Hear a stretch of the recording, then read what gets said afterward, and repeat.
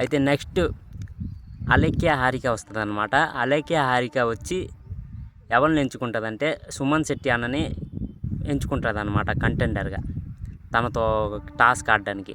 అయితే అక్కడ ఎవరు గెలుస్తారంటే అలేఖ్య హారిక గెలుస్తుంది నెక్స్ట్. అయితే సుమన్ అన్న ఏమొచ్చు క్యాప్టెన్సీ కంటెండర్ నుంచి రేస్ నుంచి తొలగిపోతాడు అనమాట. అయితే నెక్స్ట్ వచ్చేది తనుజతో ఆడేది ప్రేరణ అనమాట. ప్రేరణ వన్ ఆఫ్ ద టఫెస్ట్ అనమాట.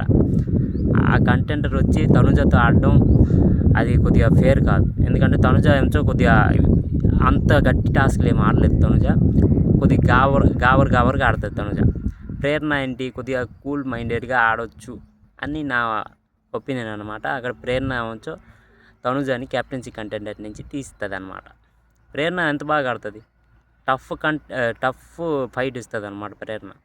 అలాగ ఆడుతుంది. తనుజ ఓడిపోదా మరి? ఓడిపోద్ది కదా, ఓడిపోయింది.